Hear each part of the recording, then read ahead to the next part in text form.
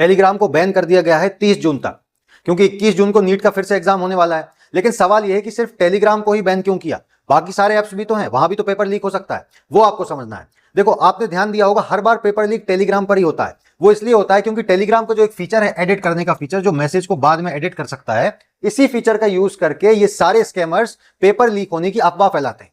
देखो मैं ये नहीं कह रहा पेपर लीक नहीं होते, पेपर लीक होते हैं, लेकिन स्कैमर्स क्या करते हैं कि अफवाह ज्यादा फैला देते हैं। मान लो 1 या 2 सेंटर्स पर पेपर लीक हुआ, लेकिन ये जो एडिट का फीचर है इसका ये स्कैमर्स इतनी खतरनाक तरीके से यूज करते हैं कि पूरे देश में ऐसा लगता है कि हर जगह पेपर लीक हुआ है। अब ये फीचर है क्या, मैं आपको समझाऊंगा। देखो मान लो अब 21 जून को ये पेपर होने वाला है, 21 जून को नीट का पेपर है। अब ये लोग क्या करेंगे, नॉर्मल ग्रुप्स बनाएंगे कि NEET preparation sample question paper सब लोग बनाते हैं, ठीक है। अब मान लो सपोज करो 18 जून को इन्होंने इस ग्रुप में एक सैंपल पेपर अपलोड कर दिया। कब किया, 18 जून को। अब 21 जून आया, नीट का पेपर हो गया। अब ये लोग क्या करेंगे, 21 जून के बाद इस एडिट फीचर का यूज करके इस सैंपल पेपर को यहां से हटा के जो 21 जून को ओरिजिनल पेपर आया था नीट में, वो ओरिजिनल पेपर इसमें डाल देंगे।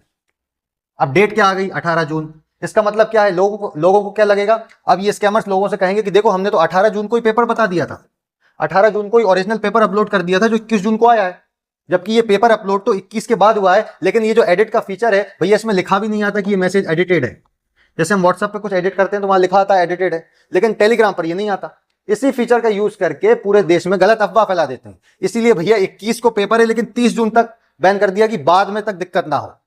अब देखो ये बहुत अच्छा कदम है, गवर्नमेंट को क्रिटिसाइज करना आसान भी है, मुश्किल भी है, हर चीज है, लेकिन ये अच्छा कदम है। बट ये है कि सिस्टम को और सुधारने की जरूरत है। ये तो एक बहुत छोटा कदम है, और जो लोग दोषी पाए जाते हैं उनको ऐसी सजा नहीं मिल रही कि अगली बार कोई ये करने का प्रयास ना करे, तो उस पर भी ध्यान देने की जरूरत है। बाकी आप लोगों का जो विचार है वो आप कमेंट में बता सकते हैं।